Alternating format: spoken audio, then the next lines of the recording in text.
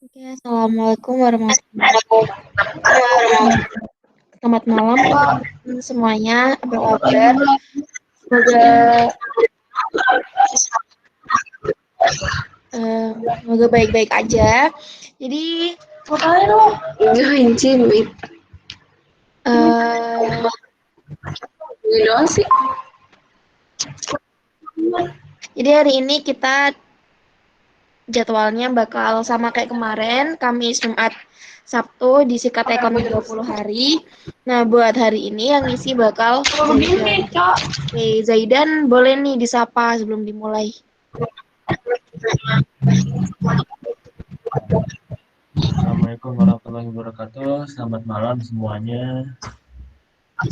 Saya di sini akan memimpin jalannya diskusi biasa sikat eko 30 hari dan sini kita akan membahas soal TK ekonomi SBMPTN 2013. Nah, sebelum kita mulai diskusi soalnya mungkin untuk lebih ketenangan bersama yang masih open mic silahkan di off dahulu. Sikat ek 30 hari. Karena masih belum ada. Ya, Tolong. teman-teman yang on 30 hari. Yang boleh masih di open mic, cek dulu ya. mungkin boleh di off dulu ya. Mic-nya.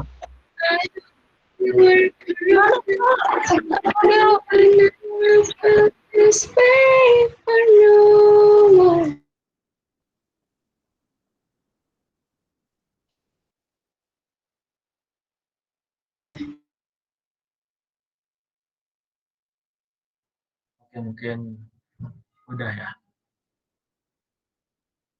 Belum. Bentar. Oh, belum ya. Jadi deh mungkin langsung aja kayak sudah cukup sunyi juga. Oke, sebelum kita memulai diskusi DWU ini, alangkah baiknya kita berdoa terlebih dahulu menurut agama dan kepercayaan masing-masing. Berdoa dimulai.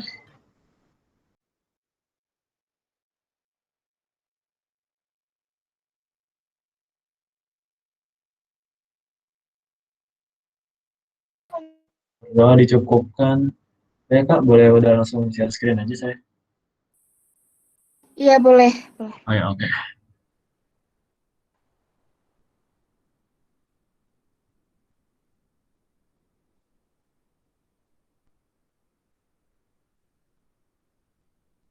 Oh ya, untuk soalnya bisa dicek yang di Twitter ya. Atau mungkin bisa kita tolong Kak di-share aja di chat room mungkin kalau ada yang masih belum dapat soal.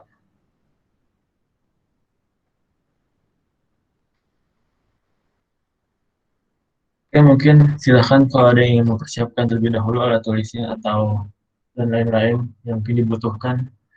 Jadi kita mungkin bahasnya jadi santai aja. Gue juga seumuran dengan kalian yang sedang mempersiapkan SBMPTN juga. Semoga dengan bahasnya hari ini kita bisa dalam materi ekonomi ini. Dan oke, kita mulai dari nomor 16. Ini pertama sebelumnya ini soal gue dapat dari Zenius 2013. Jadi mungkin ada yang masih ingin ditanyakan, ini soal dari Zenius. Dan ini juga ada soal dari sumber lain karena emang kekurangan format gitu atau kekurangan info sini diketahui dari soalnya. Jadi gue tambahin dari sumber lain. Jadi ntar kalau gue tanya mungkin bisa langsung dijawab ya. Untuk nomor 16, langsung aja. Angka pertumbuhan ekonomi Indonesia tahun 2012 sebesar 6,4% diperoleh dengan rumus. Silakan ada yang mau menjawab langsung di chat atau open mic.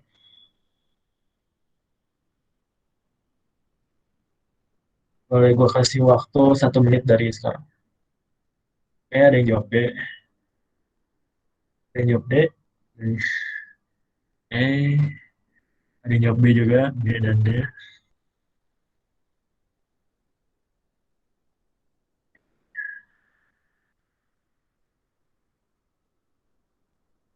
Gak ada lagi nih yang mau coba jawab. Cuman 1, 2, 3, 4, 5 orang. Ayo mungkin kalau ada yang ingin mencoba. Belum gue buka pembahasannya. Gak ada lagi. Atau mungkin ada nih yang mau nyampein alasan gitu. Boleh, Open boleh, mic boleh. aja nggak apa-apa. Gue tunggu 30, nanti 15 detik dari sekarang mungkin. Biar cepet yang mau open mic. Oke, biar tidak buang waktu, langsung aja kita bahas aja. Oke, untuk nomor 16, ini jawabannya Depok. Ini gua akan highlight yang ditanyakan adalah pertumbuhan ekonomi tahun 2012. Ini untuk pertumbuhan ekonomi yang akan kita gunakan untuk menghitungnya itu dengan PDB real. Ya, kita akan menggunakan PDB real. Ini sini PDB ini kayak typo ya, harusnya PDB bukan PDB. Kita akan menggunakan PDB real. Yang A salah karena ini di sini menggunakan PDB nominal. Dan yang B pun salah karena menggunakan nominal pula. Dan yang C di sini absolut. Nah, di sini PDB absolut sepertinya salah juga ya karena muka pertumbuhan itu harusnya pakai real. Jadi salah juga. Dan yang E pun ini udah salah pendapatan per kapita. Kita ngitungnya hanya pertumbuhan ekonomi ya. Jadi tidak perlu sampai menggunakan pendapatan per kapita. Jadi untuk jawab D selamat benar. Dan rumusnya itu untuk menghitung tahun ini, jadi coba gue tulis PDB real. PDB real itu kalau misalkan kita menghitung tahun N, misalnya tahun 2012, berarti kita sama kita tulis PDB real tahun N kurang PDB real tahun N dikurang 1. Jadi misalkan 2011. Bagi tahun yang sebelumnya juga, tahun dasar namanya. PDB real Iya itu PDN tipe benar. N 1. Terus jangan lupa dikali 100%. Jadi kalau misalkan ada yang sama kayak gini tapi gak ada perkalian 1%-nya itu salah ya. Nah harus dikalikan dengan 100%. Oke, kita lanjut ke nomor 17. Oh bentar nih, Yaitu, oh, bentar. oh ya sebelumnya Bentar. maaf, ada yang ingin ditanyakan, sorry, sorry. Eh, Oh, ada yang mau tanyain atau kalian udah paham atau belum kenapa yang dipakai itu real gitu? oh, ya, maaf. Gimana? Ada yang ingin ditanyakan? Oh ya, paham. Mungkin mau tanya apa? Kenapa kok yang real Kak? Kenapa nggak nominal gitu? Oh, mau nanya bedanya PDB real sama nominal itu apa ya? Oke.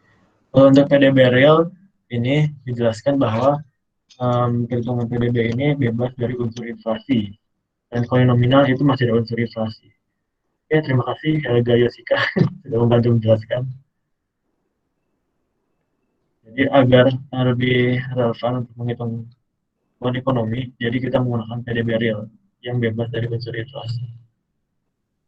Iya, Kalau mau tahu benar. rumusnya, itu PDB real sama dengan PDB nominal dikurang inflasi. Itu rumus atau persamaan. Bagaimana? Ada yang ingin dipertanyakan kembali atau ditanyain lagi untuk nomor 16? Silahkan 1 menit dari sekarang. Atau langsung open mic boleh.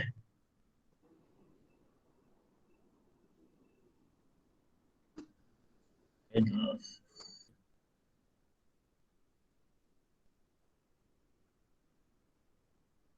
Oke, berarti kita bisa lanjut ya nih teman-teman ya. Berarti lanjut aja ya Kak ya. Oke, ha. Oke, kita lanjut ke nomor 17. Tingkat pertumbuhan ekonomi Indonesia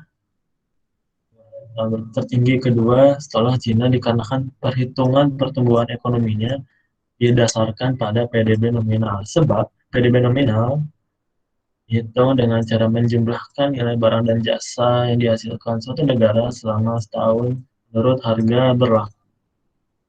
Oke, silahkan bisa dijawab di, di, di chat atau secara penting silahkan yang ingin mencoba A, B, C, D. Di sini udah agak halek ya ini ya, clue-cluenya. Dan tadi juga udah sempat disinggung tentang PDB nominal, PDB real, pertumbuhan ekonomi ya. Oh, benar, D. Berarti udah paham ya. Alhamdulillah. Oke, karena mungkin dilihat mayoritas sudah jawab dia semua, oke langsung aja benar. Ini yang untuk yang sebab ini salah karena memang sudah jelas ya pertumbuhan ekonomi dihitung menggunakan PDB real. Dan di sini diketahui didasarkan pada produk domestik bruto nominal. Nah, berarti udah salah. Nah, kalau yang ini benar karena PDB nominal emang dihitung menggunakan harga berlaku. Menurut harga dasar itu baru namanya PDB real. Bedanya gitu. Kalau nominal harga berlaku, PDB real itu harga dasar. Jadi jawabannya adalah D. Pernyataan salah, alasan benar. Oke, bagaimana ada yang ingin ditanyakan untuk soal nomor 17 ini? Silahkan.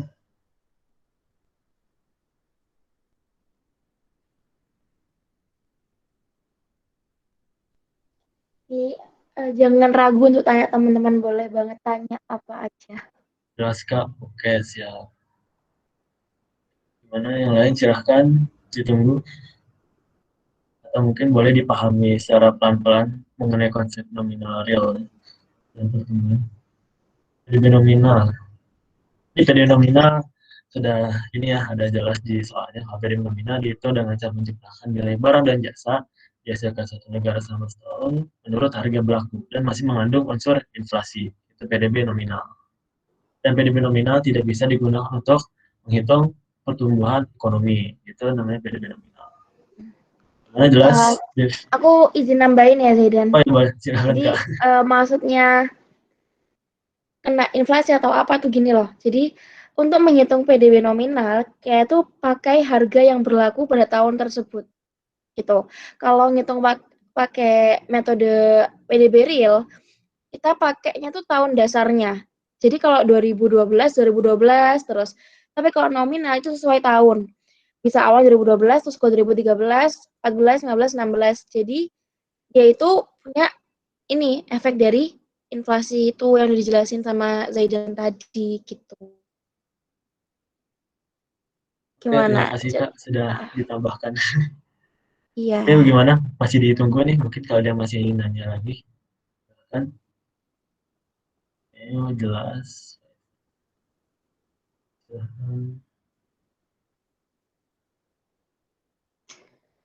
Oke, Mungkin bisa di kalau next. oke, jelas. Oke, berarti udah bisa gua next ya. Oke, hasil nomor 18. Di sini ya, yang di kanan itu ada pernyataan ya untuk informasi untuk kita mengerjakan soal 18 ya. Menilik dari perbedaan besarnya tingkat pertumbuhan ekonomi Indonesia dan Thailand, maka produk domestik bruto real Thailand lebih kecil dibanding real Indonesia. Nah, ini. Indonesia 40%, Thailand 5%. Sebab tingkat pertumbuhan ekonomi suatu negara dapat digunakan untuk mengukur ketimpangan distribusi pendapatan.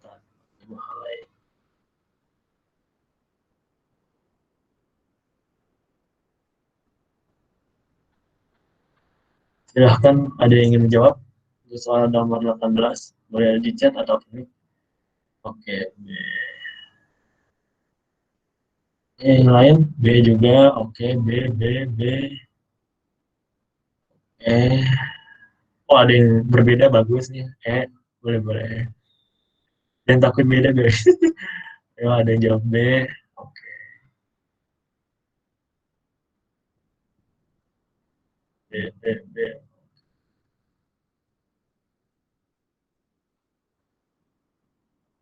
Ada satu orang yang mau jelasin kenapa jawabnya B. Silahkan ada yang mau open mic. Di antara kalian-kalian yang jawab B, apa ada yang ingin mengumumkan pendapatnya? Kenapa jawabannya adalah B? Mungkin Silahkan. kalau misalnya nggak ada yang mau bisa ditunjuk nih Zaidan. Oh, mau ditunjuk aja nih, Kak. Boleh, boleh. Oke. Coba mungkin yang paling semangat nih, yang pertama jawab, Zulfan, boleh? Ya kan, apakah emang, kalau keberatan juga nggak apa-apa sih, nggak dipaksa. Tapi kalau Feel mau, free silahkan. buat berpendapat teman-teman. Nggak apa-apa Gimana? banget. Menjelaskan ya Kak ya. Maaf Oh, kalau ya. salah. Oke, silahkan. Jadi itu ada teks di sebelahnya, Indonesia kan udah jelas di atas Thailand, berarti pernyataannya benar. Nah sekarang yang bawahnya tingkat pertumbuhan ekonomi dapat suatu negara dapat digunakan untuk mengukur ketimpangan distribusi. Menurut saya ini benar juga Kak, karena bisa pakai kurva Lorenz. Kalau salah tolong koreksi ya Kak. Jadi jawabannya B, benar-benar. Oke, terima kasih Zulfan atas penjelasannya. Iya, Makasih, sama-sama Oke, Kak. Fer. Mas Zulfan, oke langsung gua bahas aja ya di sini. Nomor 18 yang pernyataan itu benar Zulfan karena sudah diketahui di soalnya bahwa Indonesia itu 6,4% naiknya dan Thailand 5%. Berarti otomatis PDB real Thailand lebih kecil dibanding PDB real Indonesia. Pernyataan benar. Nah, yang bawahnya ini udah bukan beda lagi. Jadi ini udah bukan nyambung lagi. Jadi sebab ini sudah tidak mungkin ya. Jadi dua ini hal yang berbeda. Nah, yang alasannya, tingkat pertumbuhan ekonomi suatu negara dapat digunakan untuk mengukur ketimpangan distribusi pendapatan. Nah, untuk yang jawab B, mohon maaf, jawabannya ini salah. Dan yang benar itu adalah jawabnya C. Di sini akan gue jelaskan secara pelan-pelan ya. Pertumbuhan ekonomi tidak dapat digunakan untuk mengukur ketimpangan distribusi pendapatan. Mengapa? Karena pertumbuhan ekonomi tidak menghitung unsur pertumbuhan penduduk atau jumlah penduduk negaranya. Jadi kayak pertumbuhan jumlah penduduk itu tidak masuk dalam perhitungan pertumbuhan ekonomi. Jadi ketimpangan distribusi pendapatan tidak bisa dihitung menggunakan tingkat pertumbuhan ekonomi. Yang tadi kan kurva Lorenz itu udah benar. Tapi kan kalau kita lihat kurva Lorenz itu kan ada perbandingan antara pendapatan nasionalnya dan ada jumlah pertumbuhan penduduknya. Nah, dan sedangkan kalau pertumbuhan ekonomi hanya melihat dari sisi ekonominya. Kalau untuk pertumbuhan penduduknya itu tidak dilihat. Maka dari itu ditegaskan kembali pertumbuhan ekonomi tidak dapat digunakan untuk mengukur ketimpangan distribusi pendapatan. Jadi jawabannya adalah C. Pernyataan benar, alasan salah. Oke, silahkan ada yang ingin ditanyakan untuk nomor 18. Mulai pertumbuhan ekonomi. Oke, siap. Kalau mungkin emang sudah paham, boleh dibalas pun di chat paham, biar bisa tahu juga nih, kalau misalnya paham. Tapi kalau emang belum paham, oke boleh juga nih mas, saya belum paham, biar bisa gue jelasin lagi. Jadi boleh dijelasin. Oke, Farah. Oke, gue jelasin kembali ya. Pertumbuhan ekonomi tidak dapat digunakan karena tidak ada unsur untuk menghitung, tidak ada unsur jumlah pertumbuhan penduduk negara tersebut. Jadi kalau untuk ingin mengukur ketimpangan distribusi pendapatan harus kita masukin unsur jumlah pertumbuhan penduduknya. Karena kalau cuma hanya pendapatannya aja itu kurang cukup untuk menghitung ketimpangan distribusi pendapatan. Gimana? Untuk Farah jelas? Oke, sama-sama. Gimana? Ada lagi yang ingin ditanyakan mengenai soal nomor 18 ini? Kalau ada yang memang bilang kecepatan, maaf ya. Maklum, sih belum berpengalaman. Silahkan ditunggu ya. 30 detik boleh. Atau gak usah tunggu bro sih. Bebas. Kita lagi santai juga malam minggu. Malam minggu tapi tidak terasa sudah hamin berapa ya UTBK. Deg-degan juga ya. Oke, gimana? Mulai. Ketimpangan distribusi maksudnya gimana? Oke. Jadi ketimpangan distribusi itu jadi seperti pendapatan nasional itu tidak merata dan tidak dirasakan oleh seluruh warga negara. Jadi ketimpangan itu bisa kita lihat jadi ada dua orang, si A dan si B. Si A punya pendapatan 5 juta, tapi si B ternyata punya pendapatan nggak sama ya, jadi 2 juta. Itu namanya ketimpangan. Jadi harusnya kan kalau merata itu kan kayak hampir seluruh warga negara itu pendapatannya kurang lebih sama. Misalkan kayak per orang 3 juta sampai 5 juta, nah itu ketimpangannya kecil. Nah ini timbang distribusi itu kayak timpang banget. Ada orang yang punya penghasilan 500 juta, dan ada juga orang yang mungkin hanya punya penghasilan 100.000. Nah itu namanya ketimpangan distribusi. Atau mungkin kalau Mbak Safira kalau ingin menambahkan silakan. Iya sih, cuman itu juga kayak udah juga kelihatan kan apakah seseorang itu sejahtera atau enggak gitu. Itu bisa dihitung dari situ sih. Biasanya ketimpangan distribusi itu bisa kita lihat di kurva Lorentz kayak yang dijelasin sama teman kalian tadi gitu. Kayaknya kita pernah bahas juga waktu pertemuan pertama atau kedua gitu ya. Iya nggak sih? Ketimpangan distribusi. Mungkin sih. Ya. Boleh dilihat juga nanti di link Bitly TK Ekonomi kalau mau lihat materi-materi tentang ketimpangan atau Lorentz. Sudah waktu. Yuk. Oke, gimana kalau emang mungkin sudah paham semua? Nanti gue lanjut ke nomor 19 ya. Oh ya, maaf sebelumnya belum tanya. Untuk Devi gimana? Paham? Untuk ketimpangan distribusi? Oke, lanjut ya, nomor 19. Apabila konsumsi masyarakat itu fungsinya C300 tambah 0,8 Y, dan pemerintah menaikkan harga bensin dan solar, sehingga pengeluaran pemerintah untuk subsidi itu berkurang sebesar 70 triliun. Nah, maka pendapatan nasionalnya adalah, ya, silahkan ada yang ingin mencoba untuk menghitung. Clue-nya ini di bab multiplier ya. Coba silahkan ada yang ingin mencoba. Ini udah kasih clue yang dihitung, yang maksudnya yang berkurang ini subsidinya 70 triliun dengan fungsinya 300 tambah 0,8. Oke, cek kayaknya. Oke, agak Yoshika. Oke, kayaknya. Oke, ada raguan nih. Gimana? Selain ya ada lagi yang ingin mencoba, silakan dihitung dulu. Oke, ada yang jawab pakai MPC per MPS. Oke, langsung ada penjelasannya. Oke, terima kasih. Oh, ada yang juga pakai feeling, tapi gak tahu caranya bagus banget. Nanti feeling Anda udah main ya. Oke, ada juga punya penjelasan 1 per MPS. Oke, silakan silakan. Ada yang jawab sih. Oke, ada dua kubu ya. Ada yang ada 1 per MPS.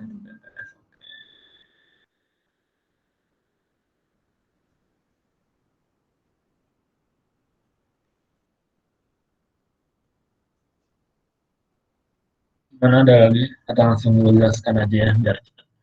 Nomor 19 itu untuk sebelumnya disclaimer, untuk soal ini mungkin masih ada kontra dan pro juga, karena gue juga sempat bahas sama teman-teman gue sebelumnya. Jadi kalau emang kurang setuju langsung aja open mic atau di chat ya. Kalau gue menurut gue ya, ini 19 ini jawabannya C, dan kita akan menggunakan multiplier si subsidi.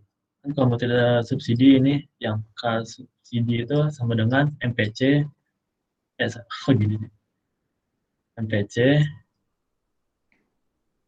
per MPS. Balikannya sama pajak ya kan, kalau pajak ini min, tapi kalau subsidi ini plus ya. Jadi MPC per MPS. Sebentar, rapiin dulu. MPC per MPS.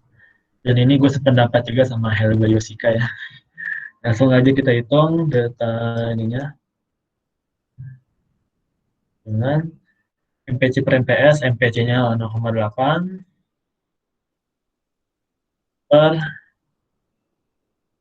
MPS-nya 1 kurang 0,8, berarti 0,2. Kali subsidinya berkurang, berarti min 7.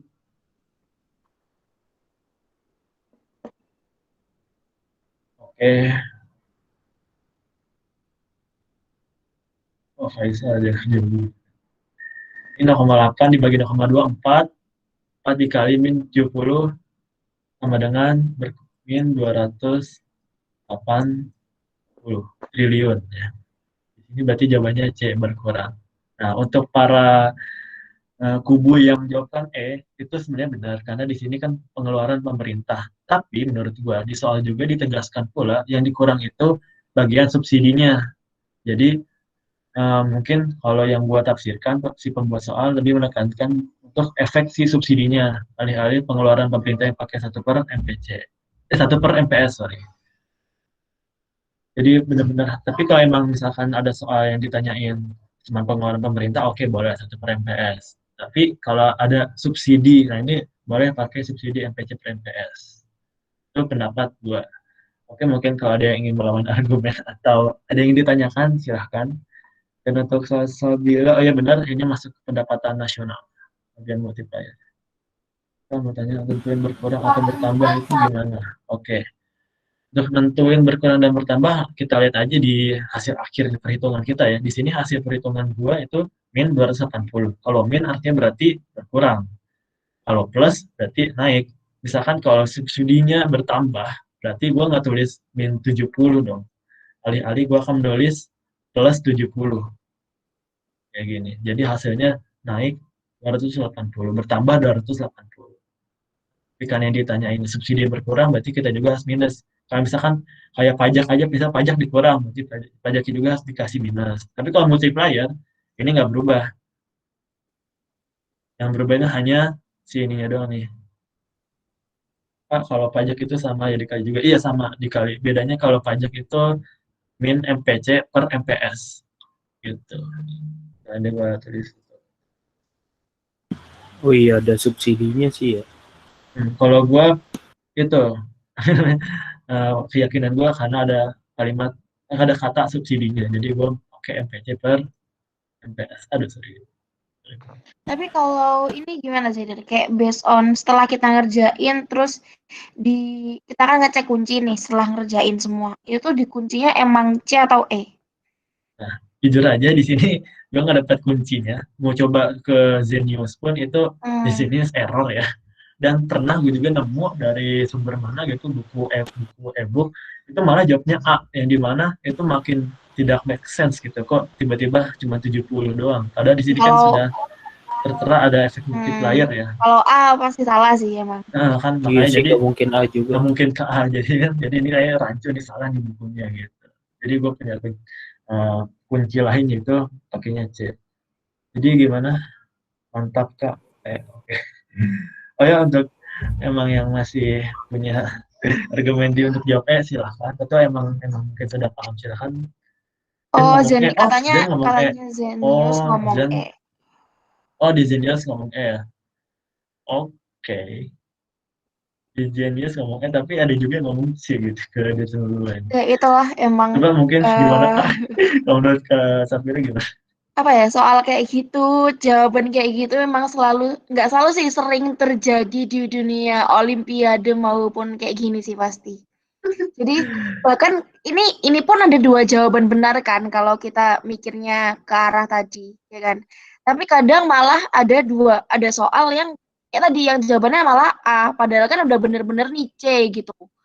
Jadi emang lah itu. Jadi doanya bilangnya tuh semoga jawaban sesuai dengan kunci gitu. Nah itu. Dan emang kali doa itu menjadi penentu kalau kita ketemu soal kayak gini sih. Apalagi kalau di Olimpiade Bener. itu kadang-kadang banyak banget soal yang gak ada jawabannya. Jadi kita harus lihat yang paling terdekat gitu lah. Mm-mm. Dan di sini kalau emang lagi ada dua gini sih, pokoknya kalau menurut gue ya, kalau ada soal pengeluaran pemerintah, ada subsidinya, ya berarti gue akan melihat yang lebih detailnya, yaitu subsidinya gitu. Jadi bukan hanya semata-mata melihat pengeluaran pemerintah. Itu kalau menurut gue ya. Tapi kalau ada yang pakai pengeluaran pemerintah juga sama yang sesuai sama kunci Zenius, oke boleh. Tapi Ya. itu is up to you ya. Oke, Itu jadi aja dan mungkin sampingnya boleh sakit banget. gini nih. Mungkin kalau misalnya investasi, konsumsi, government, dia pakainya yang apa? Kalau pajak pakai apa? Kalau subsidi pakai apa?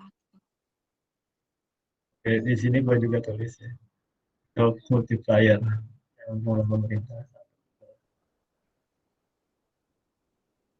PS. Ini nggak pakai min ya.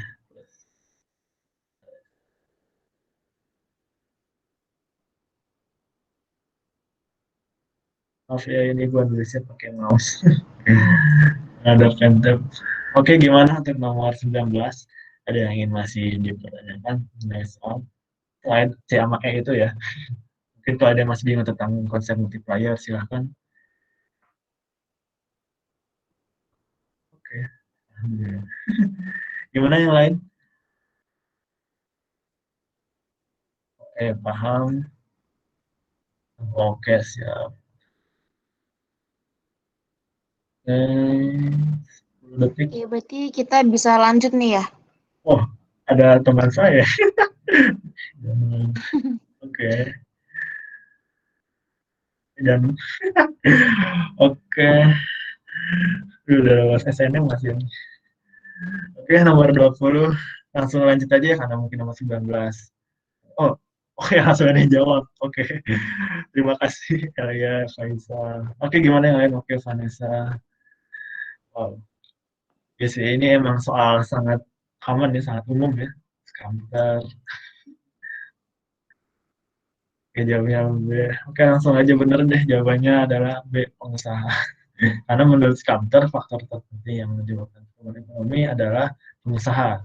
Kalau sumber daya alam itu Adam Smith ya. Biasanya gitu. Adam Smith. Oh, ada penjelasannya panjang sekarang. Skamter. Dan oke, terima kasih Faisal atas bantuannya. Oke. Untuk modal itu kalau nggak salah Karl Marx bukan sih Kak? Oh, Kalau Mas, kalau modal itu denger apalagi ya banyak. Kalau Horodomar tuh ini ya, Ardomar bukan investasi. investasi ya. Tenaga kerja, jujur lu, sih kayak tenaga kerja enggak sih, Maya. Tapi kalau udah nemu Skamter, udah pasti udah jadi sih pengusaha gitu ya. Kalau sumber daya alam itu ada semen. Tabungan, mungkin ada yang tahu tabungan? Tenaga Judulnya, kerja itu David oh, Ricardo kalau nggak salah, saya ingat. ada David Ricardo ya, Nay? Oke. David, oke. Mungkin yang lain kalau ada yang tahu kayak tabungan, silahkan. Ini masih lanjut juga. Kita tunggu sebentar, izin ngeliat referensi dulu.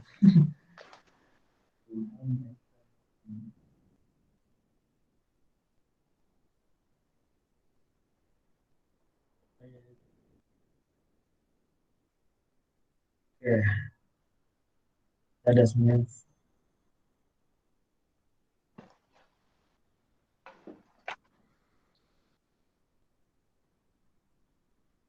Di sini sih kalau Robert Solo di output dipengaruhi modal dan tenaga kerja.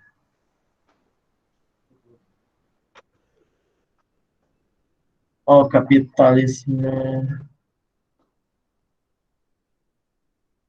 Iya, kapitalisme Ya, Karl Marx kan ya. kurang juga sih, kurang ada informasi khusus untuk per opsinya, jadi mohon maaf. Tapi pokoknya untuk yang B Skamter, C David Ricardo, dan yang B Adam Smith. Untuk tabungan kayaknya nggak ada, nggak ada. Setahu gue itu harusnya investasi, yaitu harus domar. Harusnya. Oke, bagaimana ada, maaf, gimana ada yang ingin ditanyain Bos Kamto? Atau mungkin udah jelas kali ya untuk yang nomor 20. Kita lanjut aja nomor 21 yang mungkin soalnya butuh sedikit analisis. Menilik elastisitas harga permintaannya, kenaikan harga bensin, ini kan ada harga bensin dan solar, atau meningkatkan total revenue. PT Pertamina. Sebab elastisitas harga permintaan adalah berapa besar pengaruh perubahan harga bensin dan solar terhadap perubahan jumlah bensin yang diminta. Oke. Oh, invest tadi siapa Kak? Oh, investasi Harap Domar. Oke, nomor 21. Oh, ada yang jawab apa nih? A. Oke. Yang jawab A. Silahkan yang lain. Nomor 21 ada yang ingin mengungkapkan pendapat dan jawaban. Oke, ada yang jawab A.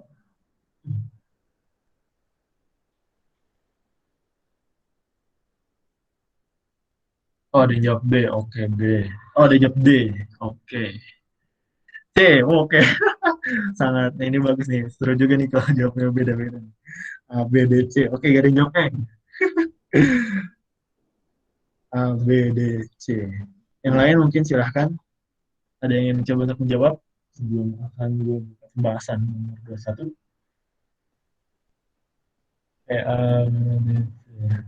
Atau yang mungkin ada ngikut aja karena bingung. Nggak gitu. Pas abjad enak banget. Oke, Akashi A. Reza Farisi C. A. Wah, seru nih kalau ternyata Seru kalau nih beda-beda. kalau misal ini Beda-beda beda gini mereka ya. disuruh coba disuruh pada ngasih pendapat nih. Oke. Yang A siapa, yang B siapa, C, D, E siapa. Oke, kita lihat yang paling berani jawab A, Faisal, silakan. Sorry Faisal, coba silakan dijelaskan apa Anda bisa menjawab A. Kenapa nih? Tapi Kenapa mungkin A kalau nih Faisal? emang tidak bisa silahkan ya, nggak apa-apa. Tidak dipaksa sih. Mana? Karena Gimana? Oh, menurutku oke, silakan. yang atas benar kan, karena harga bensin kan sama solar tuh pasti dia meningkatkan total revenue dari si Pertamina. Sedangkan bawah kan juga udah pasti benar, soalnya kan kalau elastisitas harga Pertamina tuh dia juga pengaruh terhadap perubahan harga bensin dan solar, terhadap perubahan jumlah jenis bensin yang diminta gitu. Jadi menurutku berhubungan itu. Oke, terima kasih. Terima kasih. Oke, thanks Faisal. Oke, A dan B mungkin kurang lebih sama ya. Jadi mungkin kita cari jawabannya mungkin out of the box. Oke, C dijawab oleh Ci. Gimana Ci? Ada yang ingin apa gimana? Lu mau jelasin apa bagaimana? Silakan. Atau emang sesuai feeling? Silakan nggak apa-apa. Ayo, Ci, feel free nih. Biasanya Ci. Apa sih? Gimana kalau emang nggak mau juga nggak apa-apa sih. Tidak dipaksa. Ci atau Reza gitu. Mungkin. Atau Pramita, silakan. Mungkin kayaknya Ci kurang berkenan. Coba mungkin silakan digantikan Mas Reza. Gimana? Ada pendapat? Apa jawabannya Ci? Benar salah? Bagaimana? Gimana? Oke kalian mungkin dari kubu opsi C ada satu kesunyian, jadi langsung gue bahas aja biar tidak membuang waktu. Oke, nomor 21 benar yang tadi dijelasin oleh Faisal, itu pernyataannya benar. Elastisitas harga permintaan harga bensin dan solar itu bersifat inelastis.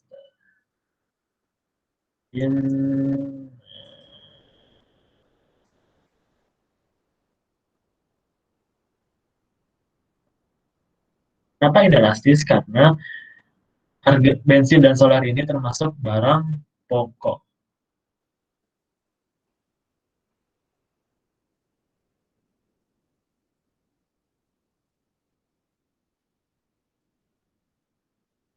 Oh ya, kenapa bensin dan solar itu barang pokok? Karena itu salah satu komoditas utama ya para konsumen dalam melakukan kegiatan sehari-hari. Kayak misalkan berpergian menggunakan kendaraan pribadi, berarti kan otomatis membutuhkan bahan bakar bensin atau solar. Jadi bensin dan solar ini dimasukkan dalam kategori barang pokok yang setiap harinya itu dibeli, dan pasti kalau melihat pom bensin pun pasti lihat itu pom bensin itu pasti penuh dengan antrian motor atau mobil. Jadi karena ini elastis itu sifatnya kalau harganya dinaikkan, ini kita gua balik dulu kenaikan harga bensin. Nah, kalau ini elastis untuk elastis ini kalau harga dinaikin itu total revenue-nya naik. Karena um, inelastis itu kan tidak terlalu peka ya untuk perubahan harga. Jadi walaupun harga dinaikin itu penjualannya tetap jalan gitu. Nggak terlalu ngaruh dan tidak berpengaruh secara signifikan. Karena inelastis itu sebenarnya tidak terlalu peka dibanding yang barang elastis. Jadi walaupun dinaikin tetap aja ada yang beli karena itu termasuk barang pokok yang semestinya harus dibeli. Jadi tetap meningkatkan total revenue. Jadi untuk pernyataan itu udah benar. Oke, terus alasannya elastisitas harga permintaan adalah berdasar pengaruh perubahan harga bensin dan solar terhadap perubahan jumlah bensin dan solar yang diminta. Ini benar ya karena rumusnya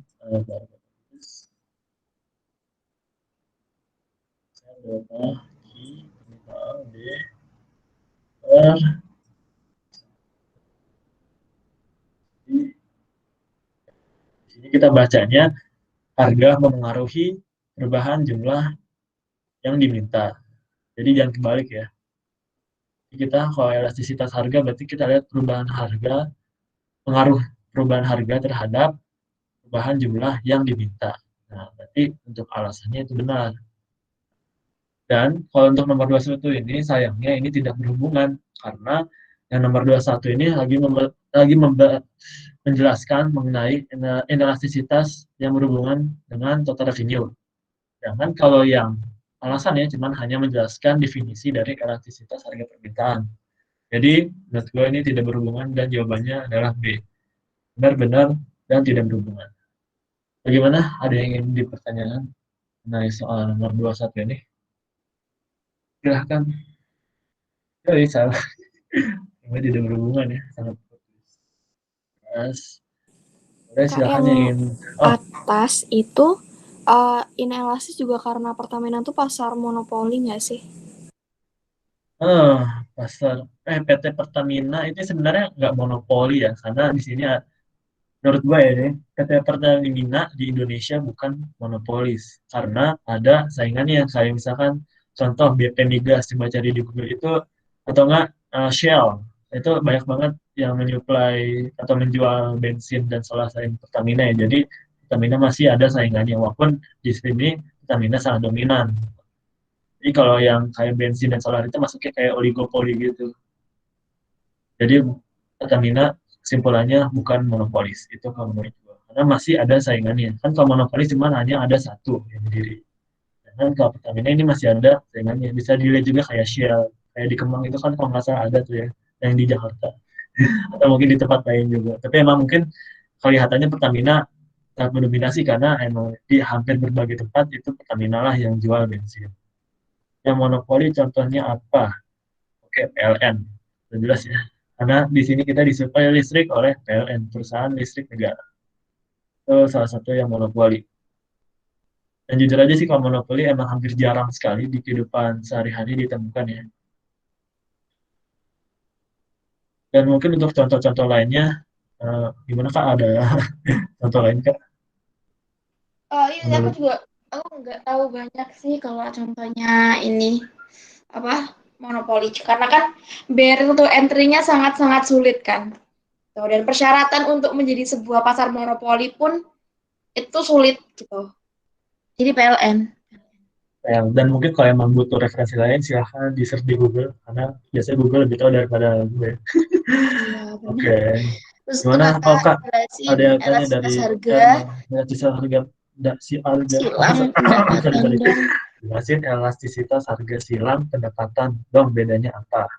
Oke, kalau elastisitas harga silang biasanya kita ingin mengidentifikasikan bahwa hubungan dua barang ini itu substitusi atau komplementer.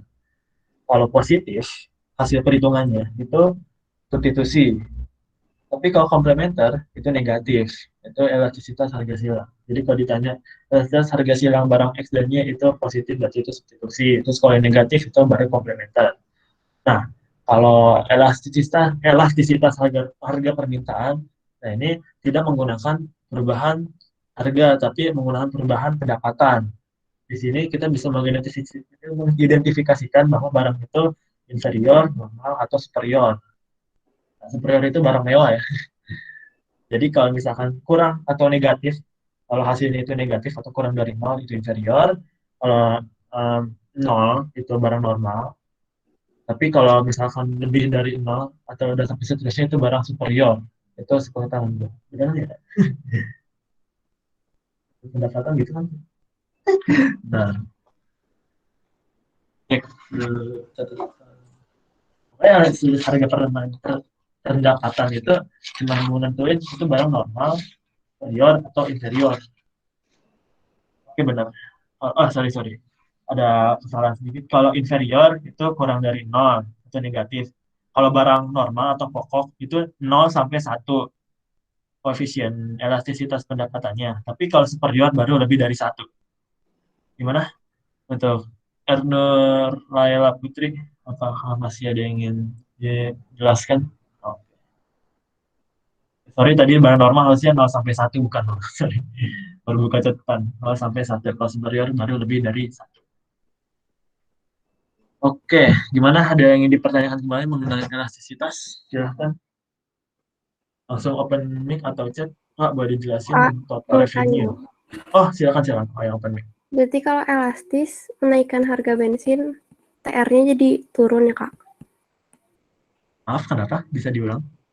Kalau elastis barangnya menaikkan harga berarti TR-nya diturun, Kak. Ya, benar sekali. Kalau elastis itu TR-nya malah turun kalau harga dinaikin. Karena elastis itu kepekaan suatu harga terhadap perubahan jumlah yang diminta itu sangat peka. Jadi kalau harga dinaikin dikit, sesuai hukum permintaan, itu jumlah yang diminta itu turun dan itu turunnya lebih melebihi persentase perubahan harganya. Jadi ya rugi dong. Jadi kayak cuma naikin 5% harga tahu-tahu jumlah yang diminta itu langsung turun 20% lebih besar dari perubahan harga. Itu elastis. Elastis. Orang yang bersifat elastis. Kalau Mana? uniter gimana, Kak? Kalau uniter itu sebentar. um, elastis uniter itu kalau mau sorry. Jadi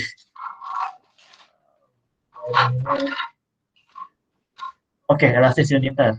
Elastis uniter itu mau harganya mau dinaikin atau harganya mau diturunin, itu total revenue-nya tidak berpengaruh, itu tetap sama. Itu uniter ya. Harga dinaikin atau harga diturunin, itu TR-nya tetap sama, itu sama dengan. Itu kalau uniter. Kak. Oke. Terus kalau untuk Devita boleh dijelasin total revenue. Oke. Kalau total revenue itu kan antara elastis uniter. Kalau elastis harganya gue buat kolomnya aja deh. Biar enak. Elastis.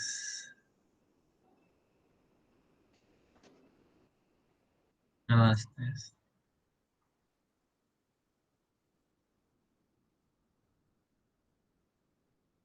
Sorry.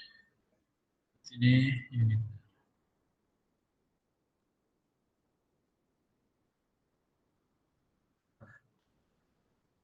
Kalau misalkan suatu perusahaan ingin menaikkan suatu total pendapatannya atau total revenue, maka untuk elastis harganya harus diturunkan. Kalau untuk yang elastis perlu dinaikkan.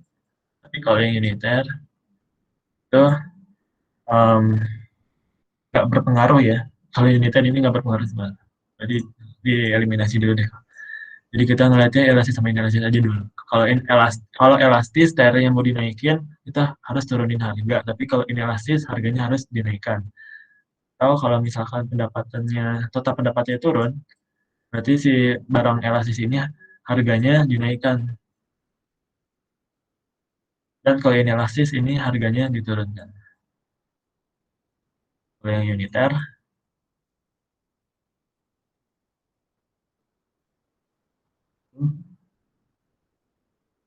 harganya apabila mau dinaikin atau diturunin, itu efeknya akan sama. Itu total revenue tidak berubah atau sama dengan. Gimana terbaca tulisannya, Dok Devita? Apakah kurang jelas? Gimana?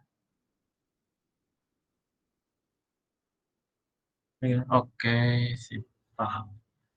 Oke, gimana untuk yang lain? Untuk elastisitas masih ada yang bingung? Saya masih sudah paham?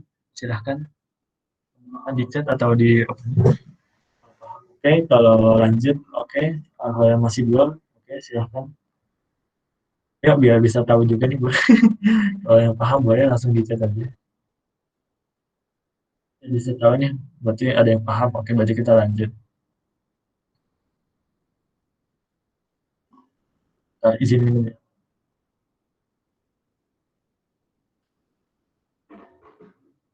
Oke, gimana selain Haksari dan Devita dan lain-lain, gimana? Paham semua ya? Nomor 21. Itu emang masih belum kepikiran, boleh ditanyain di akhir diskusi ya. Oke, kita lanjut ke nomor 22. Diketahui fungsi pendapatan rata-rata. Pendapatan rata-rata seorang produsen itu P sama dengan 2Q. Sedangkan fungsi biaya rata-ratanya 500 per Q ditambah 10 ditambah Q. Oke, asal dijawab A. Selesai. Oke, lama-lama bagus. Pendapatan total yang maksimum. Oke, silahkan. Selain dua orang yang sangat ambisius ini, ada yang ingin menjawab? Oke, ada yang langsung sangat ambisius sekarang, saya ada rumusnya. Oke. PR saya. Wow, appreciate it. Oke, Gusika.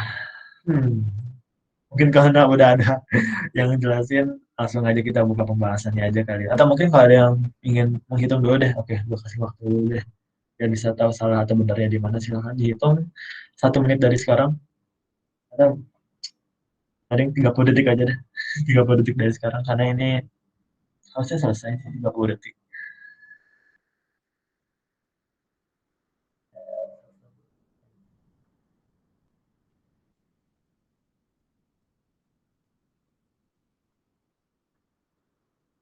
Oke, mungkin yang menjawab cuma 2 orang ini ya. Oke, langsung gue buka saja pembahasannya. AR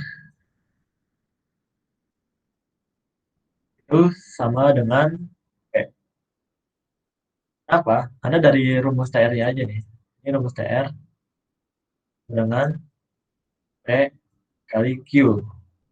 Kan kalau AR itu TR dibagi Q, berarti AR-nya sisanya cuma P. Nah, makanya di sini di soal diketahui pendapatan rata-rata fungsi cuma P sama dengan 160 min 2Q. Nah, dan di sini ada kalimat pendapatan total yang maksimum. Nah, kalau si TR yang maksimum, itu marginal revenue-nya atau MR itu sama dengan 0.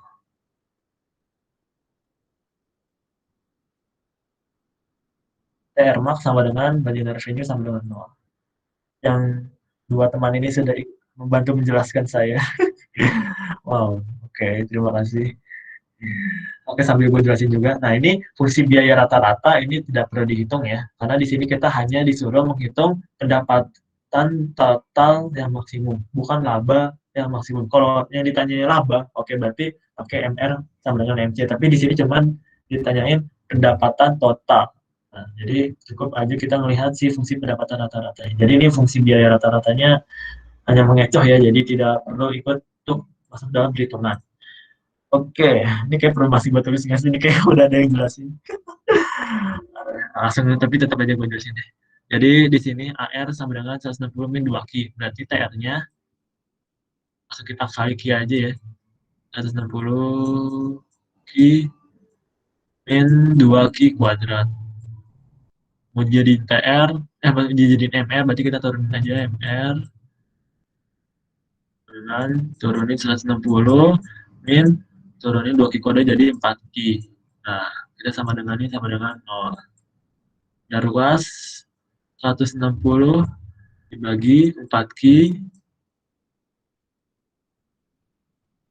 Q-nya 160 bagi 4 sama dengan 40. Oke, setelah kita dapetin Q-nya sama dengan 40, kita langsung masukin aja ke fungsi TR ya. TR-nya tadi kita ambil 160 Q min 2Q kuadrat. Oh, ada yang bisa masukin ya. 160 masukin 40 dikurang 2 40 kuadrat sama dengan 3.200. Oke, jawabannya benar, itu adalah A. Kenapa jadi 2Q kuadrat? Nah, di sini kita diketahui bahwa 160 min 2Q. Nah, itu kan average revenue. Nah, kalau kita ingin mengubahnya menjadi total revenue, berarti total revenue itu rumusnya bisa kayak gini. R sama dengan AR R dikali Q. Itu penyebab mengapa 2Q kuadrat itu muncul. Karena kita mengkalikan dengan Q. 160 dikali Q, 160 Q. Min 2Q dikali Q, min 2Q kuadrat. Nah, itu asal-usul munculnya 2Q kuadrat. Dan itu kita turunin. Penurunan mungkin udah cukup paham ya, matematika dasar. Oke, sama. Gimana, ada yang ingin ditanyakan kembali? Kak mau tanya. Oh, silakan.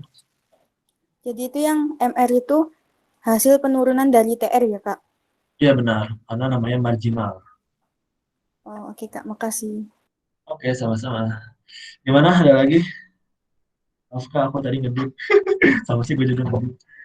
Key yang dimasukin itu key yang mana Kak? Oke. Key yang dimasukin yang ini ya. Jadi gue ini. Ini.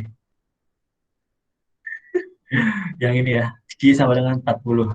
Yang key itu kita dapetin dari MR sama dengan 0. Kenapa MR sama dengan 0? Karena disuruhnya nyari pendapatan total yang maksimum. Kalau TR maksimum berarti marginalnya itu sama dengan 0. Mau TR, mau TP, itu tetap aja marginnya pasti sama dengan 0. Itu kalau mau nyari quantity dari yang kita mau cari, dan gitu kan hanya ditanya pendapatan total yang maksimum, masih kita masukin aja kuantitasnya 40. 40 dikali 40 dikurang 2 dikali 40 kuadrat. Itu Q yang dimasukin ya. Yang Q sama dengan 40. Gimana? Mas apa? Mas atau mana jelas? Kak mau tanya lagi. Oke, silakan. Jadi itu buat yang di soalnya itu kan ada diketahui fungsi biaya rata-rata 500 per Q plus 10 plus I. Nah, itu dibuat apa ya, Kak? Oke, di sini hanya sebagai pengecoh ya, untuk fungsi biaya rata-rata itu tidak digunakan dalam perhitungan pendapatan total yang maksimum. Tetapi, kalau yang ditanyain itu besar laba yang maksimum, nah itu baru kita akan menggunakan fungsi biaya rata-rata, karena dari laba maksimum sendiri itu syaratnya MR sama dengan MC, yang dimana kita harus membutuhkan fungsi biaya, gitu. Tapi karena di sini cuma ditanyain pendapatan total, nah, jadi kita tidak menggunakan fungsi biaya rata-ratanya. Jadi cuma sebagai pajangan. Dan jangan sampai terkecoh ya. Oke, mungkin itu aja dari mana jelas? Jelas. Jelas, Kak. Oke, alhamdulillah kalau jelas deh. Gimana mungkin ada lagi yang ditanyain? Soal nomor 22. Pak, boleh contohin yang laba maksimum? Oh, mau dihitung juga nih. Oke deh. Dapatnya deh kalau yang ini kan biaya rata-rata 500 Q ditambah 10 tambah Q. Berarti fungsi itu totalnya TC. Oh, TC-nya dengan 500 ditambah 10 Q tambah Q kuadrat. Oh ya, ini dari mana? Karena kita kali Q semua nih. Ini kan fungsi biaya rata-rata atau terus kamu dijadiin TC gampang sama kayak TR tadi dikali Q. 500 tambah 10 Q ditambah Q kuadrat. Terus kita turunin MC-nya. Ini hilang, ini jadi 10, ini ditambah, maaf, kecilan. 10 tambah 2 Q. Kita samain MR sama dengan MC. Gue tulis sini. Sama dengan MC. Jujur aja waktu mau bikin kunci jawabannya gitu, gue juga ngitungnya lama maksimum karena terkecoh. Ini buang-buang waktu banget sih ini. Lihat ini. R itu tadi 160. 4Q dengan MC-nya 10 ditambah ini jadi 4Q ditambah 2Q jadi 6. 160 dikurang 10 jadi 150. 150 bagi 6 sama dengan 25. Itu udah deh, tinggal hitung TR dengan TC dengan berapa. Di sini kita menggunakan kuantitasnya yang Q25. Laba maksimum kita pakainya Q sama dengan 25. Masukin ke fungsi TR-nya, jadi ke TR-nya kita substitusin. Kita masukin aja Q-nya ke fungsi. Jadi 160 dikali 25 dikurang 2 dikali 25 kuadrat. Terus yang TC-nya tinggal masukin juga sama 500 ditambah 10 kali 25 ditambah 25 kuadrat. Itu sama dengan laba maksimum yang diperoleh oleh seorang produsen. Oke, biar dibatasi aja.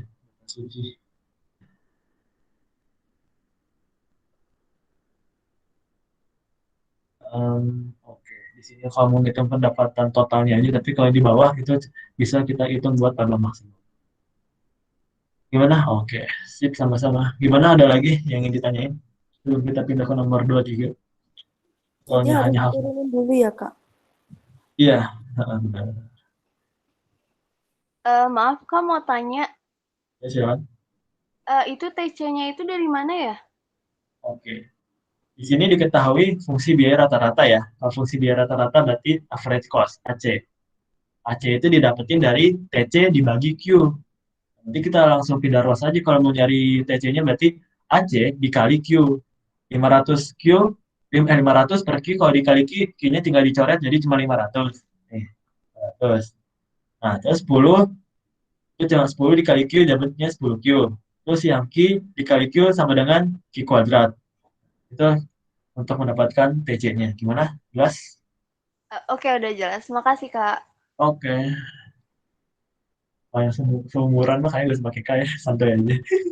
Tapi mungkin kalau ada yang masih ngamis nih, kelas 11 dan kelas 10, appreciate it. Kelas 11 itu Aku tidak ngambil sama sekali. Oke, gimana? Ada lagi? Lanjut, Kak. Oke, wah. Antara yang udah mau malam sih. Pak Batria dulu. Oke, nomor 23. Kemampuan manajemen koperasi menghasilkan sisa hasil usaha. Nah, itu tercermin pada A, B, C, D, E. Oh, langsung aja. Oke, silakan B, D, B, rentabilitas. Yang jawab D juga. Oke, oke, B. Ayo, silakan dijawab.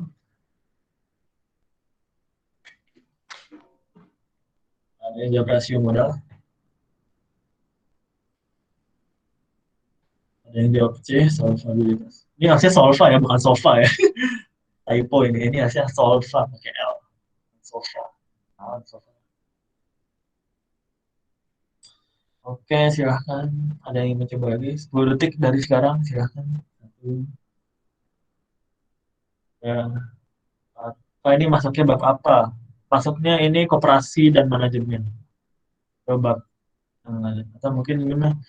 Manajemen dan koperasi.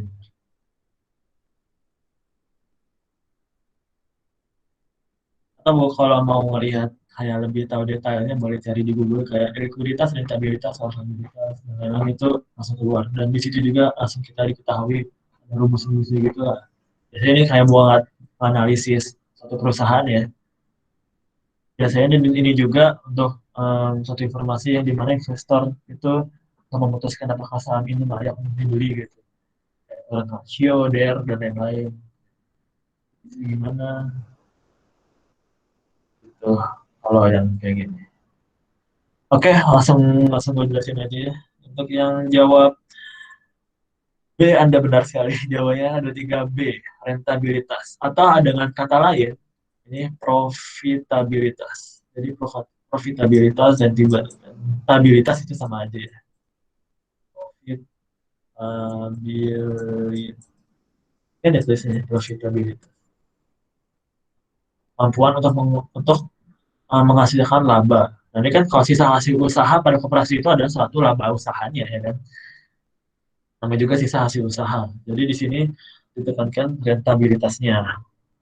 Kalau likuiditas, oke, gue jelasinnya kalian secara lisan. Untuk likuiditas ini, di mana kemampuan satu perusahaan atau manajemen untuk memenuhi suatu kewajiban atau utang lancarnya itu digambarkan oleh likuiditas. Jadi kemampuan gimana perusahaan bisa membayar atau mengusahakan satu masalah mengenai utang lancarnya atau kewajiban jangka pendek itu likuiditas kemampuannya.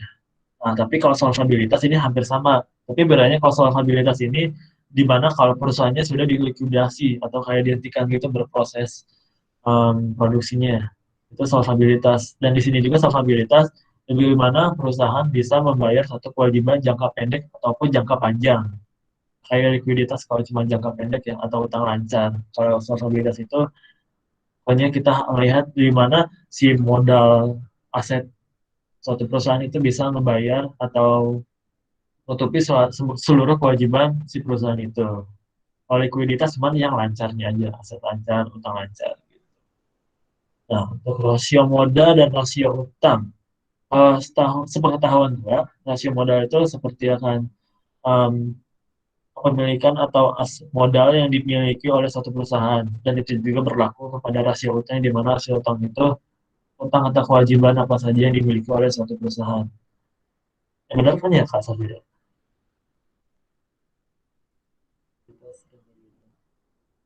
Halo, gimana? Tahu Kak Riris ada di sini. Mungkin jajan gue sendiri di sini. Aduh. Oke deh, lanjut aja. Gimana untuk nomor 23? Apakah ada? Jelas ya? Jelas, Ada yang Kak. ditanyain? Oh ya, oke. Oke, gimana? Jelas ya? Jangan sampai nyesel ya. Oke, lanjut. Oh, sudah ada 60 orang. Sepertinya sudah ada seleksi alam. Ya, oke, kita lanjutkan sebelum kita tertidur. Nomor 24. Akun yang termasuk dalam akun nominal adalah akun yang ada di dalam. Oke, sudah dijawab. Kas B. B. Gak usah dijelasin ya. Ya udah pada tahu semua. Ah, ya sih benar ya. Oke, langsung aja ya, benar jawabannya adalah B. Maaf ya kalau mungkin ada yang mau coba jawab. Kita biar mempersingkat waktu aja ya. Ini benar jawabannya B. Laporan laba rugi karena di sini udah jelas ya, laba dan rugi itu dihitung menggunakan pendapatan dikurang beban, yang dimana pendapatan itu nah, beban itu akun nominal. Nah, kalau laporan neraca itu kayak kita melihat laporan neraca itu ada harta, utang, dan modal. Nah, itu kan tiga-tiga akun real, jadi bukan. Kalau arus kas, ya, itu dari judul itu sendiri tuh kas itu adalah akun real, jadi bukan. Daftar laba ditahan itu jarang buat keluar, jadi kayak tidak perlu untuk dipahami. Atau mungkin kalau ini dipahami silahkan dicek dulu. Tapi untuk laporan daftar laba ditahan itu kayaknya hampir gak ada sih. Malah ini baru tahu juga sih di soal, karena di selama gue belajar akuntansi dagang atau jasa ini nggak ada namanya laporan daftar laba ditahan ya. Nanti Lapor. laba ditahan tuh jauh Oh, Mas Ian kalau mau kalian masuk akuntansi oh baru ya, ya. kenal di situ. Untuk laporan daftar laba ditahan, silahkan untuk yang ingin memasuki akuntansi. Atau mungkin di sini ada yang Yusuf nih, ada orang akuntansi, teman saya, ada aja sih. Oke, untuk yang laporan perubahan modal, yang modal juga sama, itu akun nominal, akun real, sorry, akun real ya, perubahan modal. Jadi kayak kita lihat modal akhirnya terus start di ada preferred atau laba. Jadi kayak modal awal terus start dikurang preferred ditambah laba itu modal akhir. Oke, gimana? Harus balance ya Kak. Ya gimana ya? Kalau nggak balance bahaya. Di akuntansi itu harus benar-benar teliti, nggak balance ngitung dari awal atau nggak cek aja satu-satu transaksi. Dilema akuntan ya begitu. Balance. Oke, gimana untuk nomor 14 jelas ya? Lanjut. Oke. Oh, sorry. Laporan neraca tadi apa? Oke, biar lebih jelas, kayaknya langsung mau Google aja nih laporan neraca nih. Mungkin ada yang ingin tahu bentuknya seperti apa? Image neraca. Ini laporan neraca ya. Aktiva, utang, dan modal. Nih, aktiva itu ya, sorry, aktiva, utang, dan modal itu sudah jelas ya. Kita tahu itu adalah akun real. Jadi kalau ditanya nominal ya salah. Yang mungkin yang tadi masih bingung mengenai laporan neraca ya, bisa utang dan modal. Juga ada bentuk lain kayak gini di samping kanan kiri, ada sih. Dan pokoknya harus balance, jangan sampai nggak balance. Sesuai dengan hukum kesamaan akuntansi ya, H sama dengan utama M ya. Kita lanjut aja ya, nomor 25 silahkan. Ada yang ingin menjawab? Jurnal pembelian digunakan untuk mencatat. Ada yang jawab C, ada yang jawab D. Kredit. Oh tadi siapa tadi? Tadi siapa open mic? Gimana tadi, bro? Siapa tadi yang open mic? Bisa dijelaskan, bro? Ini suara cowok kan tadi? Karena kalau akun pengeluaran tuh ada sendiri, Kak. Wah, oke. Terima kasih. Oke. Gimana? Ada yang ingin coba jawab lagi? Mau jelasin aja nomor 25 itu benar, jawabannya adalah B. B, kredit. Ya, zona pembelian itu atau zona pembelian atau zona pengeluaran itu sama aja, kredit doang ya. Zona pembelian, zona kok pengeluaran sih.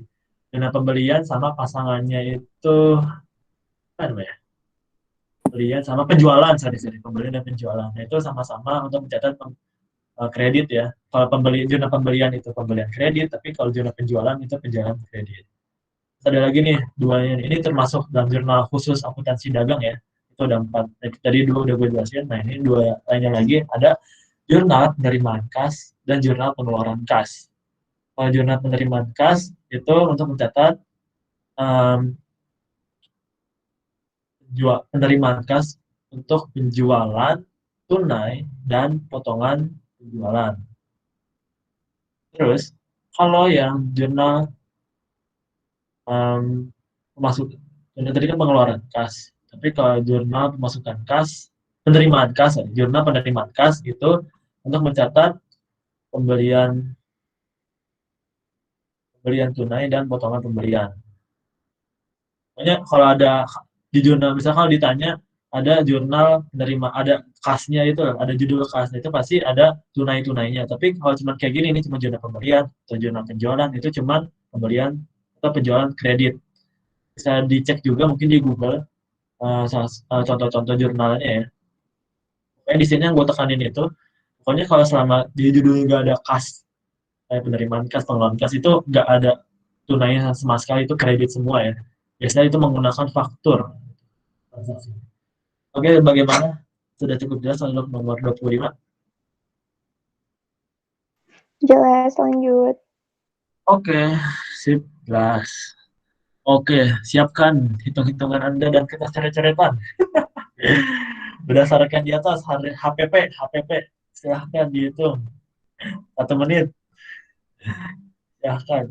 Gunakan pulpen dan kertas coret-coretan Anda. Ustaz, ada yang langsung jawab B. Oke, yang lain, silahkan. Tunggu, dihitung aja dulu 1 menit. Cepat tapi pasti. Karena kalau di UTBK kalau panik bahaya. Itu dari awal udah kesebut. Oke, gimana? Yo. Cuma 1 orang doang kah?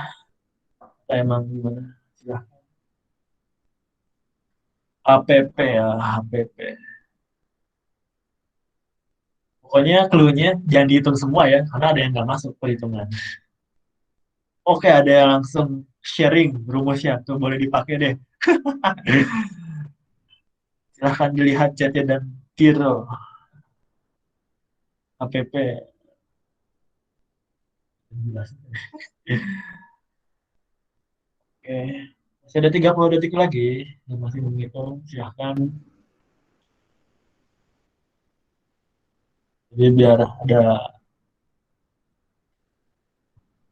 ada aktivitasnya, bukan cuma ngedengerin teman gue.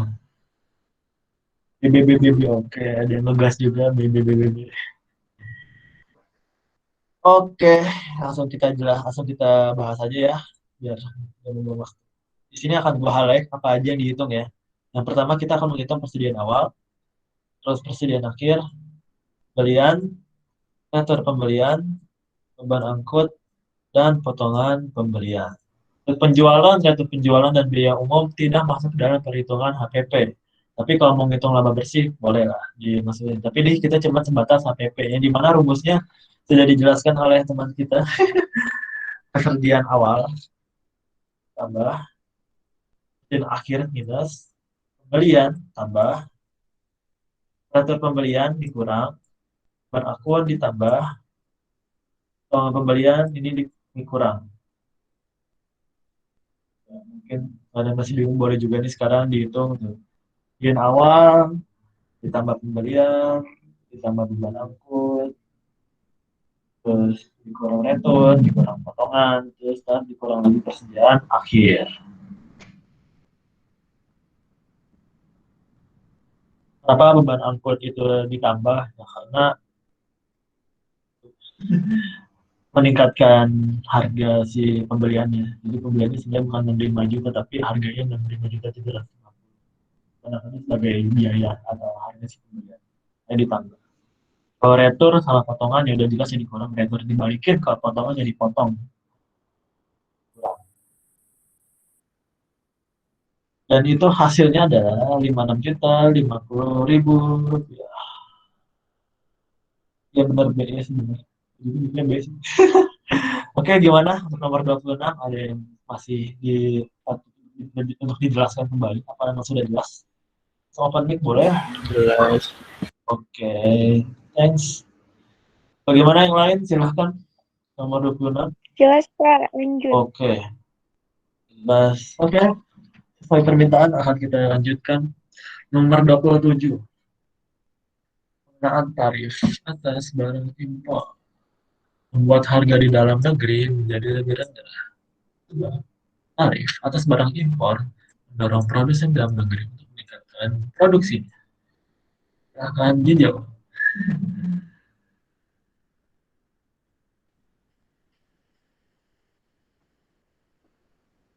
Dan ini mungkin nomor 27 bisa sambil debat juga ya, karena mungkin ini jawaban gua ada sedikit kontroversi. Karena gue juga masih tahu pengalaman. Tapi boleh silakan dijawab sesuai pengalaman kalian. Silakan A, B, C, D, E, atau F. Benar salah. Ya benar salah. Berarti C. Oh, ada yang salah benar. D. Bagaimana ini? Ada yang jawab D, ada yang jawab C. D, C, D. Dan B sudah tidak mungkin. Oke, berarti tinggal C atau D. Atau mungkin ada yang mau jawab E, boleh. Izin minumnya haus.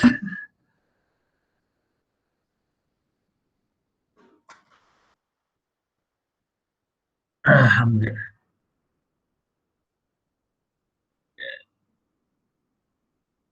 Sudah beralih ke D ya. Oke, langsung kita bahas yang pernyataan. Pengenaan tarif atas barang impor membuat harga di dalam negeri menjadi lebih rendah. Menurut gue, pengenaan tarif atas barang impor tidak berpengaruh terhadap harga di dalam negeri. Jadi ini salah. Harusnya kalau tarif atas barang impor itu ngaruhnya ke barang impornya aja. Yang dimana barang impornya harganya akan lebih mahal atau naik. Karena dikenakan tarif itu. Itu kalau menurut gua. Jadi kalau untuk tarif untuk barang impor ya udah, yang efeknya itu cuma di barang impor untuk efek harganya ya. Jadi barang impornya harganya naik. Sedangkan kalau harga barang di dalam negeri ya udah salah. Oh sorry, atau mungkin kurang nangkep juga ini pernyataan salah karena harga di dalam negeri. Jadi kayak barang impor yang di dalam negeri itu harga menjadi lebih rendah itu salah. Harusnya lebih mahal karena ada tarif tersebut. Wah, ada dari Faisal juga penjelasannya. Oke, boleh dibaca nih. Karena tarif akan membuat turunnya volume impor, di mana harga barang impor menjadi naik. Mau gantian asal. Oke, terima kasih atas bantuannya. Oke, untuk yang alasannya, tarif atas barang impor mendorong produsennya dalam negeri untuk meningkatkan produksinya. Ini benar ya. Karena tarif itu sebagai salah satu kebijakan protektif dari pemerintah untuk mengupayakan produsen atau melindungi produsen dalam negeri. Makanya adanya tarif. Bagaimana? Ada yang ingin ditanyakan untuk nomor 27? Monggo. Kalau sudah paham, boleh silahkan diutarakan. Paham gitu. Cukup jelas Kak, lanjut. Alhamdulillah. Oke, siap. Paham. Akan kita lanjut ke nomor 28. Bentuk kurva MU, marginal utility, umumnya menurun dari kiri atas ke kanan bawah. Sebab MU menunjukkan berapa kepuasan bertambah karena pertambahan sejumlah barang yang dikonsumsi. Boleh dijawab dari sekarang. Oh, di Jepang. Oke. Benar-benar. Oke. Oke. Ini nggak ngikut kan? Oke. Apresiasi juga nih yang sangat antusias. Semangat untuk si kalimat orang. Jangan membahas tiga soal lagi. Ini mau jawab B gitu, C. Nih ya. Oke. Oh, ada yang jawab B. Wow, akhirnya.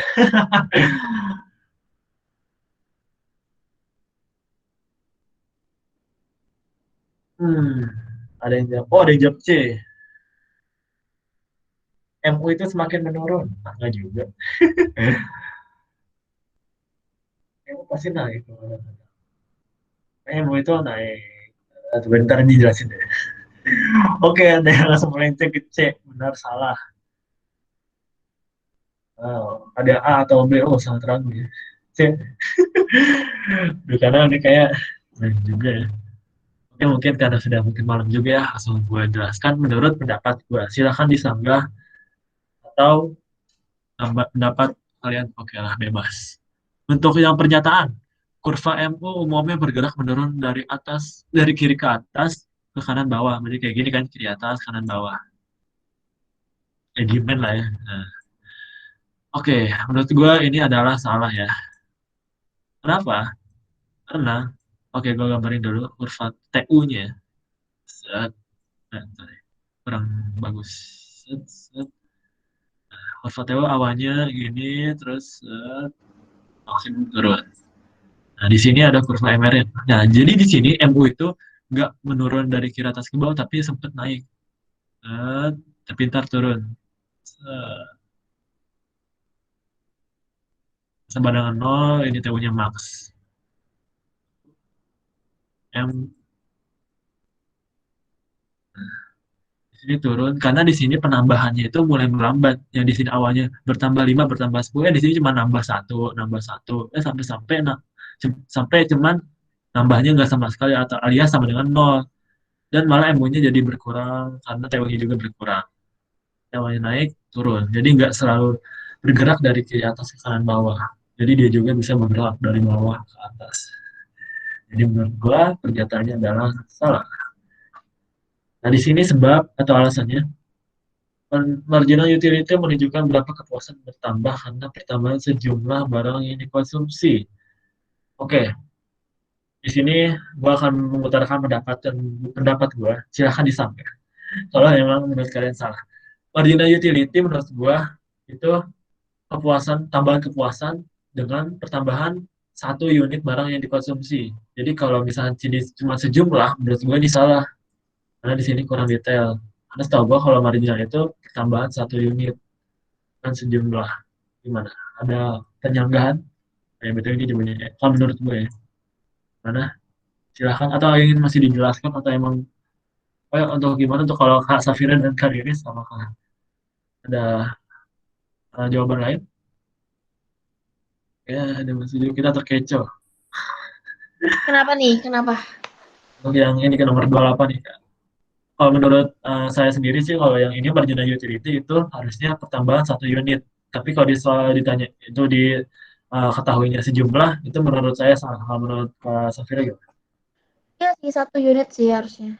Satu unit kan ya? Oke. Mm-mm. Oke, Kak. Oke, gimana? Ada yang masih ingin dijelaskan? Tergecok ya. Gocek kan tergecok sih, astagfirullah. Digocek. Paham, oke. Setuju jelaskan. Oke, nggak apa-apa, ya. Silakan ya yang masih mau nanya. Monggo.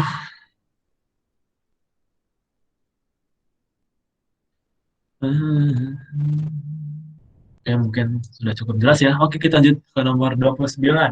Bab biaya produksi. Seru nih. Oke, silahkan digambar kurvanya kalau yang sudah hafal dan bisa tahu jawabannya ya. Pada saat kurva marginal NC memotong AVC, apa yang terjadi? Jawab A, oke. Jawab A juga, oke. Yang lain silahkan 30 detik dari sekarang. Atau 1 menit. 30 detik aja lah. Oke, silahkan.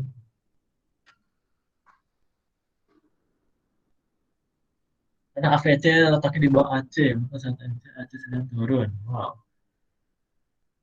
good. Thanks.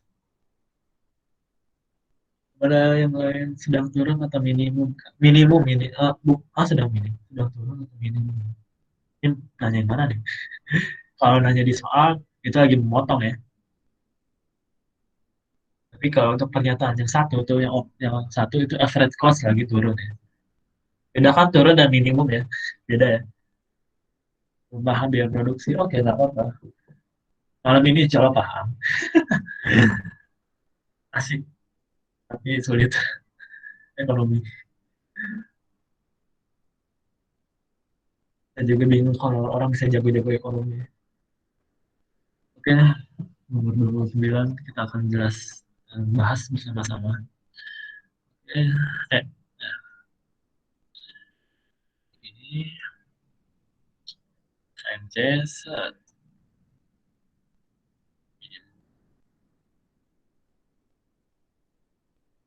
kurva AC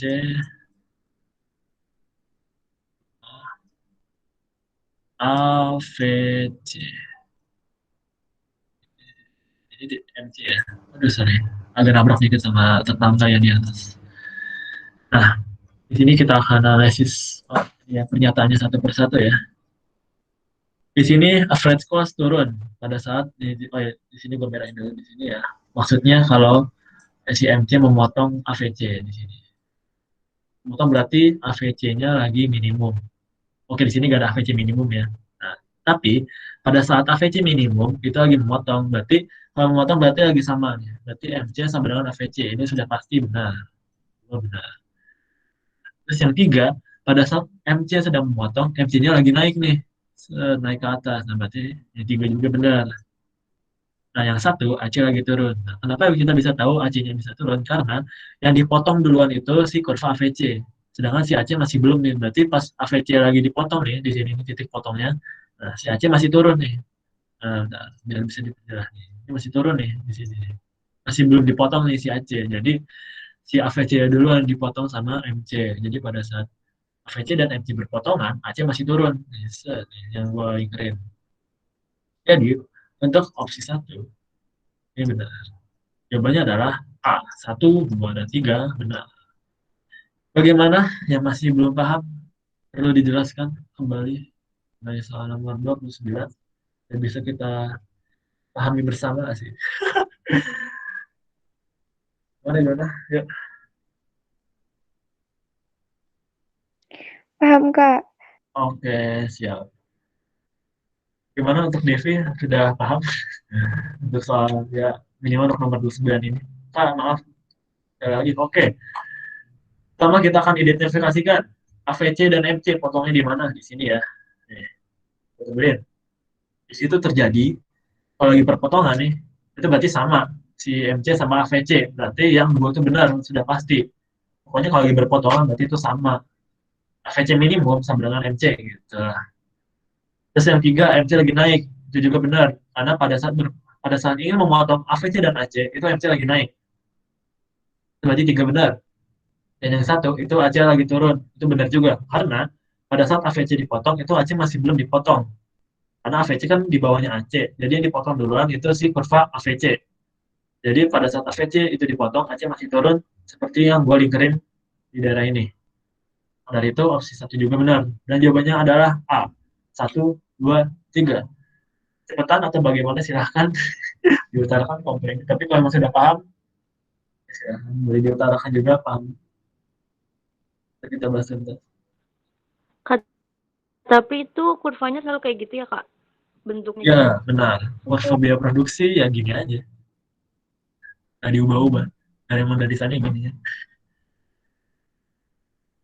Ntar juga boleh deh ditambahin kalau biaya produksi di sini. Namanya average fixed cost, AFC. Jadi di sini di soal nggak disuruh ya. Ini cuma tambahan doang mungkin sebagai salah satu for your information ya, FYI ya. AVC dari atas turun itu AFC. Tapi di sini karena nggak masuk analisisnya jadi ya udah biarin aja. Tapi dia tetap salah satu komponen biaya produksi ya. Dibiarin guys ya. Gimana jelas? Teman-teman kalau mau ditanyain feel free ya, karena ini emang tricky nih. Apa soal-soal tentang biaya produksi ini. Hanya kalau soal biaya produksi itu digambar aja kurvanya.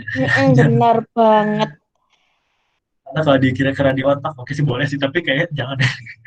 Sulit juga ya. Tapi kalau udah kalian yang mungkin punya kemampuan khusus boleh silahkan. Ya bayang-bayang di atap ya. Di atap gedung pada satu TBK. Tapi disarankan digambar sih biar. Oke, gimana? Ada yang ingin masih dijelaskan atau sudah paham? Oke, jelas. Gimana yang lain silahkan. Diutarakan paham atau tidak? Jelas. Oke. Sebelum kita lanjut ke nomor 30. Soalnya menurut saya sangat baru sekali. Oke, paham. Oke, kalau masih ada yang belum kepikiran pertanyaannya boleh di-keep ya. Oke, nomor 30. Ciri-ciri industri minyak mentah dari negara-negara pengekspor minyak yang tergabung dalam OPEC adalah 1, 2, 3, 4. Jujur gue juga baru belajar tadi sih. Ini benar-benar baru sih, maksudnya kayak kartel atau OPEC ini. Oke, B berarti 1 dan 3 ya. Yang lain? cuma Faisal saja. Nah, kan, atau emang mungkin kan ini soalnya agak susah sih. Agak susah sih. Jujur aja kalau menurut gue. Benar-benar baru gitu sih ditanyain industri atau organisasi. Kan biasanya cuma kayak perusahaan atau individu. Ini kayak ditanya OPEC. Tidak disangka ya soal UTBK. Ada yang jawab D. Empat saja berarti ya. Oke, untuk mempersingkat waktu akan gue buka pembahasannya. Di sini jawabannya adalah D. Empat saja benar. Untuk satu, fungsi biaya produksi semua negara sama. Nah, ini udah pasti jelas satu salah ya, karena setiap negara yang tergabung dalam OPEC itu pasti biaya produksinya berbeda-beda. Untuk yang dua, harga tertinggi ditentukan oleh negara produsen dengan kuota terkecil. Nah, di sini untuk price selling ya, atau harga maksimumnya, ini kayaknya salah ya, menurut gua untuk OPEC. Dan jujur aja gue gak tahu ini dua salah atau enggak, karena memang gue dapat ini dari kunci jawaban, itu kunci jawabannya adalah D. Aja benar. Jadi gue jujur aja cacat argumen untuk yang opsi dua untuk kenapa itu salah apa enggak ya. Mohon maaf. Untuk yang ketiga, nah ini gue juga masih ada argumen. Masing-masing negara produsen memiliki fungsi permintaan individu tidak elastis. Nah, ini salah ya. Negara produsen permintaan individu yang tidak elastis. Karena ini pasti beda-beda, ada yang elastis, ada yang tidak elastis ya. Jadi nggak semua masih negara produsen itu sama, tidak elastis semua gitu. Dan yang empat, itu kenapa benar? Karena kan kalau kartel gitu kan MC-nya jadi satu gitu kan ya. Seluruh perusahaan atau seluruh pengekspornya itu MC jadi satu. Jadi kalau ada 4 perusahaan misalkan, nah itu MC-nya dijadiin satu kurva. Dan laba maksimumnya sudah pasti kita tahu kalau mau laba maksimum MC sama dengan MR. Jadi kayak MC kartel sama dengan MR pasar. Berarti sigma MC sama dengan MR. Kayak kumulatif lah gitu. Gimana? Jelas gak? Nah, nomor 30. Atau mungkin boleh minta bantuannya Kaping atau dari Maaf, 30 tadi ini. yang kedua, kenapa alasannya? Um, apa ya, dua itu udah jujur aja gimana ya, kurang tahu. Dua apa ada yang ingin membantu saya berdua untuk bisa menjawab. Gimana tadi pertanyaannya? Untuk opsi dua kenapa salah? Harga tertinggi ditentukan oleh negara produsen dengan kuota terkecil. Kuota maksudnya apa? Maksudnya apa kuota? Tidak tahu sih, ini kayak harus kita tahu juga sih kebijakan price selling dari OPEC-nya sih Kak, dan saya juga kebetulan tidak tahu ya. Tapi di Ya, kunci jawaban itu kayak jawabannya D gitu. Jadi ya udah. Izin masuk dong. Silakan Kak. Ini nggak sih kalau nomor 2 tuh dia salah karena setauku OPEC tuh kayak dia ada keputusan bersama tentang harga tertingginya. Itu sih yang buat salah nomor 2. Jadi harusnya bukan kuota terkecil tapi kuota berdasarkan kesepakatan gitu ya Kak ya? Iya, harga tertingginya. Oke, makasih Kak. Jadi bagaimana tadi, maaf, yang tadi nanya, apakah sudah cukup jelas kenapa dua salah? Oke. Ya, jelas. Maaf. Ya, buat reminder juga bisa tolong diisi untuk link sebagai bentuk evaluasi pengajaran saya yang dikirim oleh Kak Riris ya, itu di kolom chat, silahkan dicek. Dan juga yang mau ngelihat rangkuman biaya produksi bisa juga dilihat, ini sudah disematkan. Oke, nomor 30 jelas ya apa gimana? Terima kasih. Oke, sama-sama. Oh, itu membantu kalian.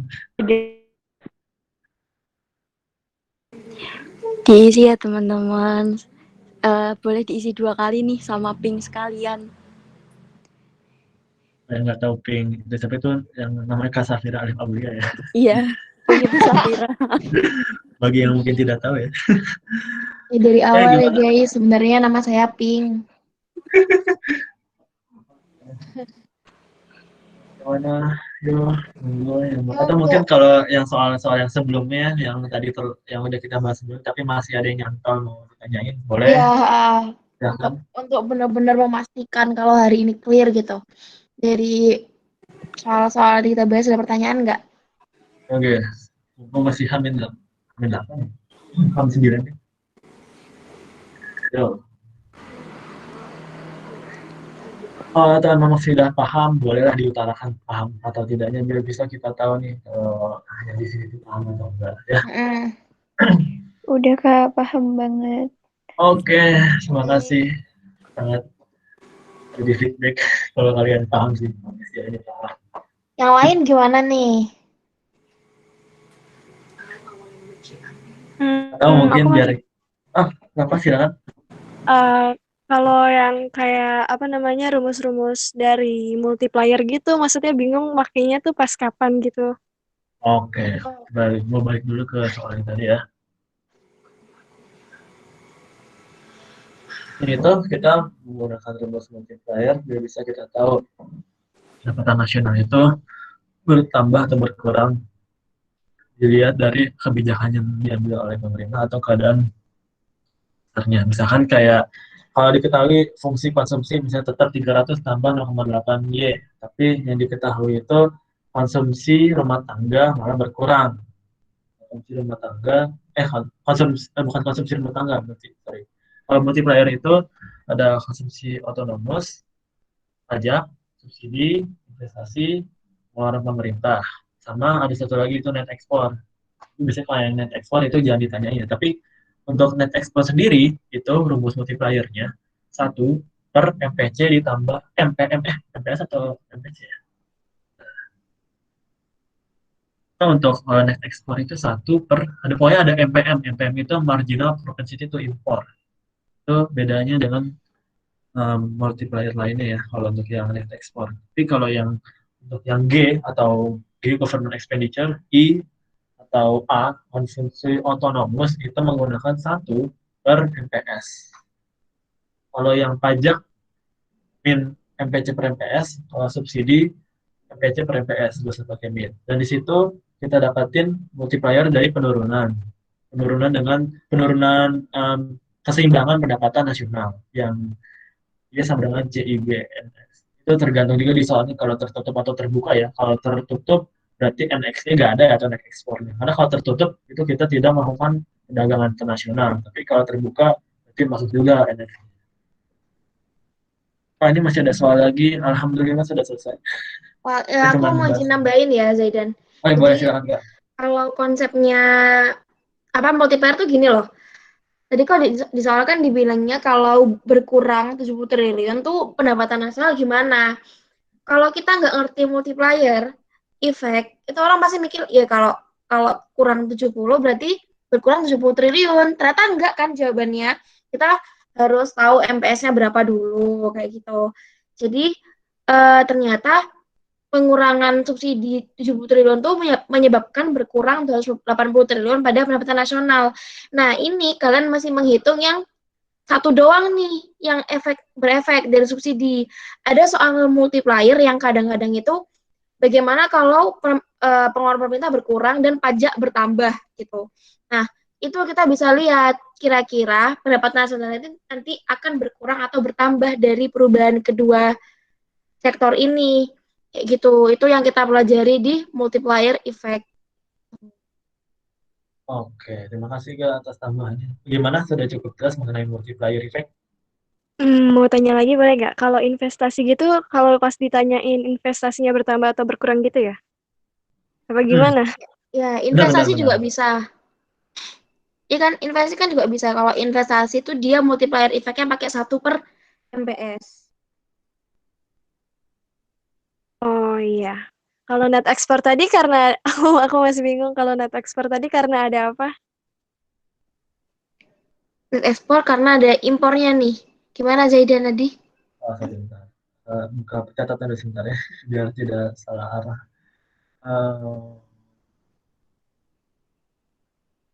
Oke, di sini sesuai catatan gue itu kalau jika yang berubah net ekspor maka multipliernya sama dengan 1 per MPS ditambah MPM, di mana MPM adalah marginal propensity to import. Jadi misalkan diketahui fungsi, terus diketahui pula net ekspornya berkurang 500 atau berkurang 100 atau bertambah 100. Nah itu ntar dikali aja nih kayak yang sesuai dengan promosi. Jadi kayak berkurang atau bertambahnya dikali dengan rumus multipliernya, yaitu 1 per MPS tambah MPM. Dan itu mungkin jujur aja kayak jarang keluar sih. Biasanya kalau ditanya itu cuman yang government expenditure atau G, terus yang konsumsi rumah tangga, terus pajak atau subsidi. Itu biasanya ditanyain pas UTBK. Itu sih kalau dari gua. Gimana? Udah cukup jelas? Oke, makasih Kak Pink sama Zaidan. Kak Oke, Zaidan. sama-sama. Sama-sama.